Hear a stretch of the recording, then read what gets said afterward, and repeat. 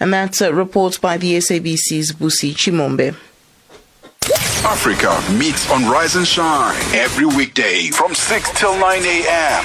for all the latest news, current affairs, and actualities. 7 miners, including 2 Chinese nationals, have been trapped in a flooded mine in Zambia's Copperbelt province since Monday.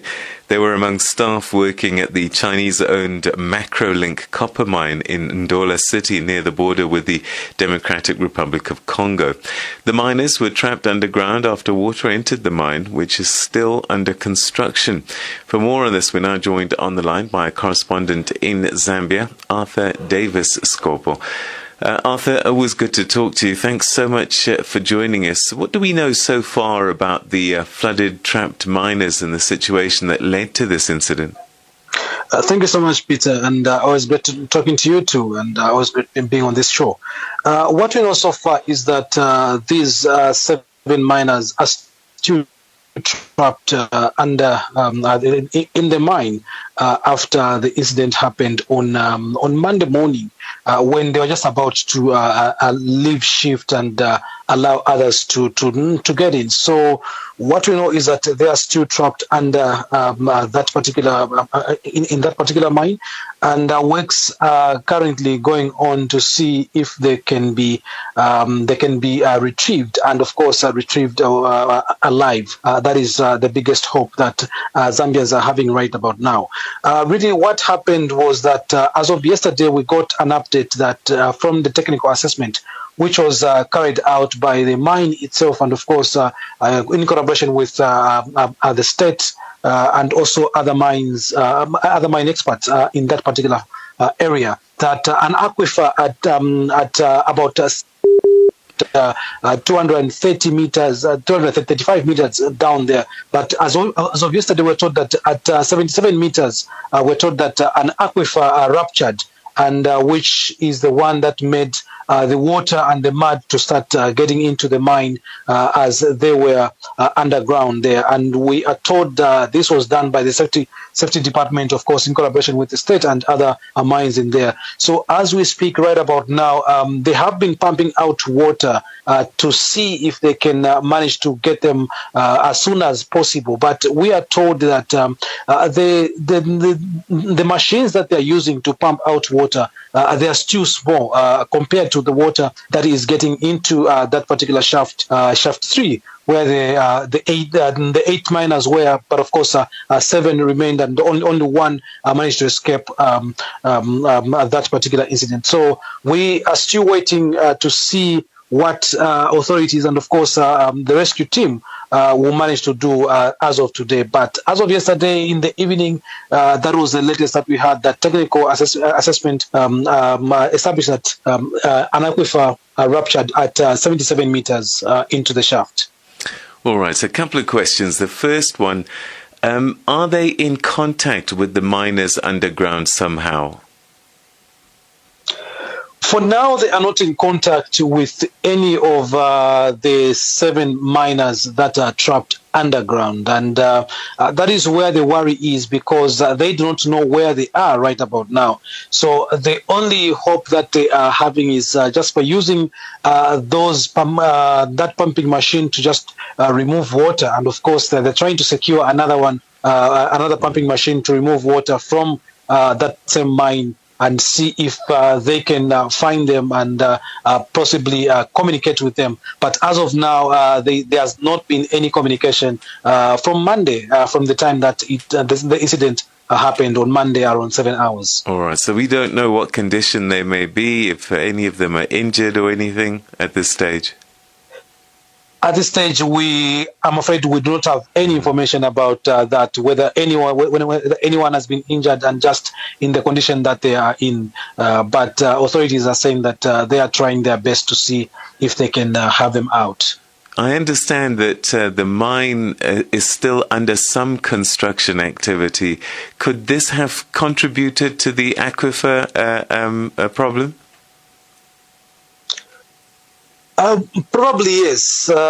Yes. So this part of the mine, yes, is still under construction, and obviously that aquifer ruptured because of the earth movements and all that. But also looking at this particular time when it is rainy season, during mining underground is quite is quite sensitive and all that, because the earth is not that stable, and the rains and of course the water can obviously maybe get into the mine at any particular point. So I think the earth being quite soft and all that, that is one of the key contributors to this aquifer rupturing at 77 meters into this particular mine. But of course, there have been some concerns. In fact, this particular mine,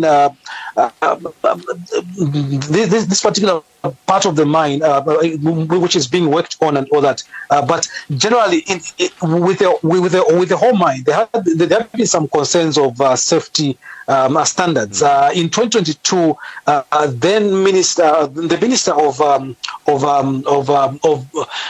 minister in charge of one of the ministries, which is Ministry of Labour, conducted a survey around that area with other government departments, and they found that the safety standards around the mine were not so okay. That was in 2022, and they were forced to close the mine for 2 weeks. That was in July 2022. They were forced to close the mine for 2 weeks so that they could just look at all those safety standards that were mentioned by the state as they carried out that particular inspection. And of course, after 2 weeks, the mine was reopened after they managed to meet some of those safety concerns and some of those health concerns that were raised by the minister and of course the technical team from the government. So the controversy or the issue of in terms of safety is not a new thing, because they have been advised before and they have been closed before in that particular regard. So obviously it is a matter of them, if after this incident, obviously upping their game in terms of safety standards for the people and the miners around that place. I was just about to talk about mine safety. I mean, mining is not new, particularly on the Copperbelt in Zambia. Does this suggest that perhaps the checks that should be in place are not as stringent as in the past? And the president must be concerned about this. I mean, it was, not so long ago we saw a landslide burying dozens of other miners at Siseli mine in Chingola. Yes. So what? Yes, indeed. We had that particular incident in Siseli just recently, where 11 were confirmed dead, and of course others, their fate is not yet known, because we were informed that there were about 33 or more people underground. So of course the Zambian government is very concerned, and of course representing the president, the permanent secretary in that particular area on the Copperbelt has been to the mine back and forth from the time that the accident happened, and just trying to see how best, obviously, government can help out and all that, and representing the entire Zambian government. So this is, of course, of great concern. And when it comes to safety, some of these places, just like the mine was closed before in 2022. So these are some of the questions that are being raised, some of the concerns that are being raised by stakeholders, that most of these mines operating on the Copperbelt, some of these mines operating on the Copperbelt, they do not follow, some of the safety concerns or safety standards that are supposed to be followed in some of these mines.